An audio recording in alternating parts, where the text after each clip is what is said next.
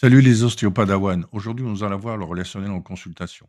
Donc, rien à voir avec l'anamnèse que vous connaissez, hein. Rien à voir avec le questionnement propre à la sécurité du patient, comme les drapeaux rouges ou d'autres couleurs. Le but étant d'établir un relationnel construit, empathique, de créer une alliance thérapeutique nécessaire et complémentaire à une anamnèse médicale classique. Bon visionnage.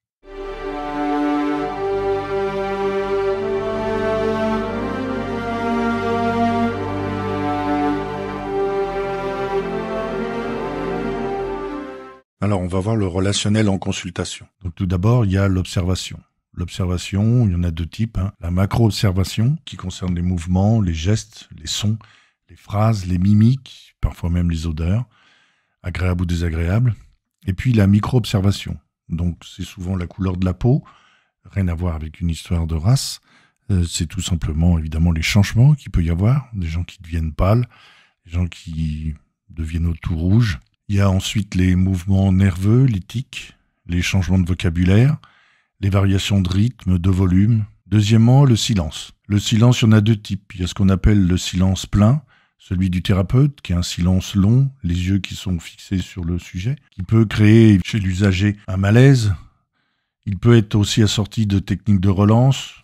L'idéal, c'est de ne pas interrompre. Le silence plein, il est en quête d'informations complémentaires, ce qui évite le « mais encore ». L'usager peut réenclencher évidemment tout seul à partir du moment où on l'a relancé et qu'on respecte ce silence. S'il est utilisé par l'usager, évidemment, il ne faut pas le remplir par des questions pour meubler les vides. C'est un petit peu la peur des jeunes thérapeutes par rapport à ces silences. Ensuite, il y a le silence vide. C'est tout simplement un espace offert pour réfléchir, pour ne pas regarder le sujet lorsqu'il essaye de souffler un peu, d'avoir des temps d'arrêt. C'est l'inverse de la relance. On va le laisser aller, surtout pas l'interrompre. Ne pas l'interrompre lorsqu'il y a une émotion. Non, surtout pas de silence si l'émotion est exprimée. Donc évidemment, s'il exprime des émotions, on va évidemment lui demander de préciser. On va le laisser aussi exprimer ses émotions. C'est un petit peu un temps pour lui. Troisièmement, il y a les attitudes de porteur. Alors il y en a 6. Il y a l'attitude d'évaluation-jugement. C'est une attitude qui nous positionne dans la figure du juge et qui positionne notre interlocuteur dans la position de juger. On est dans cette attitude lorsque on est dans le jugement et la critique. Critique aussi bien positive que négative. Cette attitude nous place dans une position de pouvoir par rapport à l'autre. Il y a un gros différentiel avec un qui est en position haute et l'autre en position basse. Ça peut engendrer des réactions violentes et négatives de la part des personnes qui ne souhaitent pas être jugées tout simplement, ou qui ne comprennent pas et n'admettent pas une attitude de jugement. À ne pas mettre dans les mains d'un thérapeute débutant, l'attitude d'évaluation-jugement peut parfois être utilisée en séance par des thérapeutes expérimentés afin de provoquer volontairement une réaction. À manipuler toutefois avec beaucoup de tact, de précaution et de sagesse. La deuxième attitude de porteur, c'est l'attitude d'interprétation, ou ce qu'on appelle l'art herméneutique. C'est aussi une attitude de pouvoir à l'égard d'un tiers, puisque celui-ci donc interprète, connaît au moins un langage de plus, un langage en général médical. C'est très utilisé par les thérapeutes, en général les médecins, et tout l'art de l'interprétation réside dans la mesure et la discontinuité. Dans le cas contraire, évidemment, les réactions peuvent être très négatives et violentes. C'est le refus d'être mis à nu, de ce rapport de force direct. Il peut y avoir une posture d'adversivité. Une bonne maîtrise de l'interprétation dans une séance peut néanmoins avoir de gros avantages dans le toucher juste et permet de gagner beaucoup de temps en allant à l'essentiel. On ne peut toutefois pas écarter évidemment le risque d'une interprétation qui peut être faussée. Troisième attitude de porteur, c'est l'attitude de soutien et de relation d'aide. C'est la métaphore du tuteur ou de l'image de la béquille. L'attitude de soutien consiste pour l'autre à s'en remettre entièrement à l'accompagnement, le temps d'une réhabilitation, d'un mieux-être ou d'une autonomisation de la personne. Il n'est pas recommandé pour un thérapeute de soutenir en continu une personne, évidemment, de par le risque de dépendance ou de relation fusionnelle générée vis-à-vis de lui. Ce type d'attitude nécessite beaucoup de vigilance et une bonne prise de distance sur le travail effectué, et a fortiori lorsque celui-ci se prolonge dans la durée. Quatrième attitude, c'est l'attitude d'investigation ou d'enquête. Donc c'est l'enquêteur, c'est l'inspecteur. Et là aussi, c'est une figure de pouvoir et d'autorité sur un tiers. Dans les temps plus reculés, on pouvait appeler ça l'inquisiteur. Donc c'est une attitude qui doit également être maniée avec précaution et parcimonie, entre les mains d'un thérapeute expérimenté et formé. Le contexte d'une consultation diffère par exemple de celui d'une enquête en sociologie, où là évidemment, les investigations ou les processus d'enquête sont largement utilisés. Cinquième attitude, c'est l'attitude orientée solution. Là aussi, on peut avoir des pour et des contre. Ce type d'approche peut avoir des résultats positifs dès lors que l'accompagnant a pris le temps nécessaire pour identifier clairement les enjeux de la demande et les besoins, car évidemment à défaut, si la situation n'est pas celle attendue, elle pourra tout simplement être rejetée en bloc et le thérapeute avec. L'attitude orientée solution fonctionne mieux avec une approche outillée de l'accompagnement des personnes et s'intègre volontiers dans des approches centrées sur les résultats. Sixième attitude, c'est l'attitude de compréhension. C'est certainement la plus utilisée, la plus recommandable dans les métiers de l'accompagnement, de la relation d'aide ou de la psychothérapie. Elle institue le fait d'un rapport d'égalité, mais s'improviser empathique et avoir une attitude entre guillemets psy ou coach, forcé avec son entourage, sa famille ou ses amis, sans être sollicité, revient à faire preuve d'une certaine forme de violence et d'intrusion et peut avoir des effets inverses à ce qu'on voudrait. Donc cette attitude ne s'improvise pas et elle se travaille en situation. Ensuite, il y a la synchronisation. Qu'est-ce que c'est que la synchronisation? C'est le processus par lequel on établit un contact étroit avec les niveaux conscients et inconscients d'un interlocuteur. La synchronisation consiste à refléter vers l'autre sa propre image, à lui renvoyer des signaux qu'il peut facilement identifier inconsciemment par rapport aux siens et qui seront alors pour lui autant de signes de reconnaissance. Prendre les mêmes attitudes non verbales, gestuelles, postures, type de langage, niveau sonore qui sont adaptés. Donc il y a la verbale évidemment avec les mots employés, le registre utilisé, visuel, auditif, kinesthésique, les expressions typiques, les idées clés,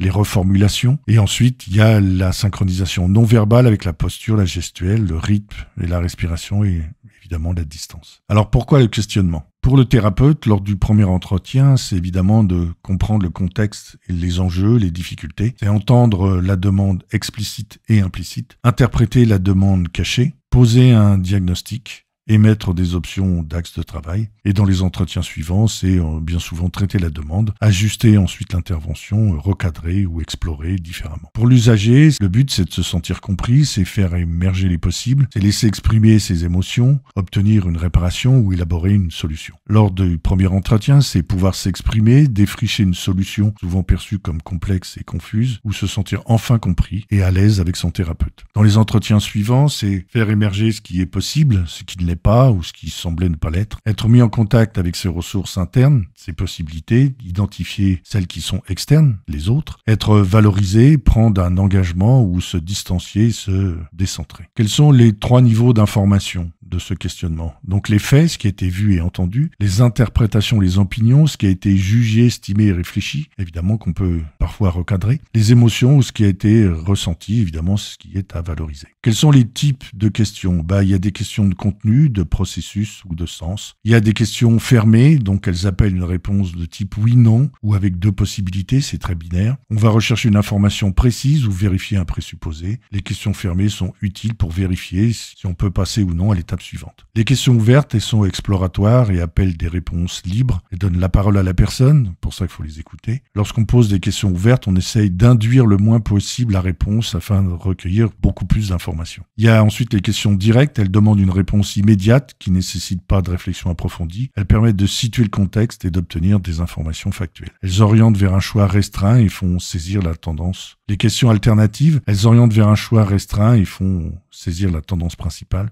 Et les questions projectives, elles amènent l'interlocuteur à se positionner dans une situation fictive, imaginaire. L'intérêt de ce type de questions est d'amener la personne à se projeter dans des situations qu'elle n'a pas encore vécues afin de faire émerger des motivations latentes ou non exprimées. Alors le questionnement en consultation. Bien souvent la solution n'est pas dans le problème. Ce n'est donc pas le problème qu'il faut écouter, mais la façon dont il est posé, et qui précisément parfois crée le problème. Le mémo, c'est, pour retenir, c'est EVVRR plus ACTOP. Donc EVVRR, c'est écoute, valorise, valide, reflète, résume. Et ensuite, l'ACTOP, c'est l'activity, donc l'activité. Comment est-ce que ça l'impacte ton quotidien? Les stratégies de coping, donc qu'est-ce que vous avez mis en place pour vous soulager? Les think, c'est-à-dire les pensées, qu'est-ce que vous imaginez qui se passe dans votre corps? Si vous aviez un rayon X, qu'est-ce que vous verriez? Pourquoi est-ce que vous pensez ça? Et ensuite, l'upset, donc à quel point ça vous affecte? Et people, donc par rapport à l'entourage, donc comment votre entourage réagit-il par rapport à votre problématique? Bien souvent, il faut décentrer l'usager de ses certitudes et de ses habitudes, donc il y a une notion notion de recadrage, le faire ressortir de l'espace problème, c'est-à-dire l'extraire du problème, et bien souvent la solution, elle n'est pas dans le fait de retourner le problème dans tous les sens, bien souvent c'est d'externaliser le problème. L'objectif c'est d'ouvrir une porte à l'usager, de lui créer de nouvelles perspectives, de privilégier les questions orientées vers le résultat et les solutions, et explorer les attentes. Qu'attendez-vous de cette consultation ? Ou qu'attendez-vous de moi? Il faut aussi élargir le cadre de référence, confronter mais pas opposer. Et le questionnement, en fait, c'est centré sur le processus de pensée et non pas sur le contenu du problème. Ensuite, il y a l'écoute active. L'écoute active, c'est un concept développé à partir des travaux du psychologue américain Carl Rogers. Initialement conçue pour l'accompagnement de l'expression des émotions, elle est opérationnelle dans des situations de face à face où une personne écoute activement l'autre. Elle consiste à mettre en mots les émotions et les sentiments exprimés de manière tacite ou implicite par l'interlocuteur. Elle consiste ensuite à décoder la dimension affective, généralement non verbalisée. Faire dire plutôt que dire. Il faut d'abord et avant tout faire abstraction de son jugement pour concentrer toute son attention sur le discours de l'usager. Pour cela, il est nécessaire de prendre également en compte ses silences qui permettent, on l'a vu, qui permettent de suivre son rythme et lui laissent le temps d'analyser ses émotions. Donc les caractéristiques de l'écoute active, en général, c'est rester neutre et bienveillant, d'exclure ses propres idées préconçues et toute tentative d'interprétation et de jugement, d'être à l'affût de ses propres émotions, de mettre de côté les préjugés et les opinions, d'adopter une posture physique de disponibilité, de regard présent sans trop fixer l'interlocuteur, avec une prise de note légère, témoigner de l'empathie, laisser l'interlocuteur s'exprimer sans l'interrompre, pratiquer le questionnement non menaçant, l'inciter à préciser le cours de sa pensée lorsqu'elle est imprécise ou trop générale, lui donner des signes visuels et verbaux d'intérêt, reformuler les propos avec ses propres termes, on le reverra, puis avec les vôtres, pratiquer des silences, prendre également en compte ceux de l'usager qui permettent de suivre son rythme et lui laissent le temps d'être en contact ou d'analyser ses émotions, et être attentif au non-verbal. La reformulation, c'est en fait créer un effet miroir pour faire bouger l'usager. Les reformulations, c'est bien souvent en écho, on répète le mot, en général à la fin de la phrase, une fois que l'usager a terminé. De reflet, c'est reprendre aussi les mêmes mots, ou des expressions. Les reformulations de synthèse ou de clarification ou déductives, souvent des stratégies de déstabilisation et non d'interprétation. Ça permet de vérifier qu'on comprend bien, ça permet d'amener l'interlocuteur à préciser les points à développer ou les points à clarifier, de synthétiser une idée bien souvent complexe ou problématique, de gagner du temps, souvent de recadrer avec des process adaptés à ça, et de montrer que l'on a bien écouté. Quels sont les exemples de questionnement? Si on prend une difficulté, donc quel est le problème? Et on ne va pas s'éterniser dessus. Est-ce que c'est grave? Qui est responsable? Que voulez-vous à la place? Comment saurez-vous que vous avez obtenu résolution du problème? Ou quand et comment voulez-vous l'obtenir? Des exemples, par exemple, que se passerait-il de mieux si le problème était résolu? Quelle nouvelle perspective vous offre ce problème? Que pourriez-vous essayer de nouveau? Comment cela pourrait-il fonctionner? Qui d'autre dans cet environnement pourrait vous aider, auquel vous ne pensez peut-être pas encore? Quel premier pas simple pourriez-vous faire, même vers une résolution incomplète? Si tu n'avais pas de passé dans cette situation, quelle autre option cela t'ouvrirait-il? L'histoire de la baguette magique, et si tu pouvais faire 3 vœux de progrès, lequel choisirais-tu? Des projections aussi dans l'avenir. Dans 5 ans, tout est résolu. Décrivez ce que vous voyez, ce qui a changé. Si la situation était parfaite, quoi elle ressemblerait? Les ressources du passé aussi. Comment as-tu déjà réussi dans ce genre de situation? Et les 5 P, quel est le plus petit progrès pertinent possible? Et quel est le plus petit changement possible immédiatement? Si la vidéo t'a plu, n'hésite pas. Clique un petit Wookie ou un petit Darky et abonne-toi, jeune ostéopadawan.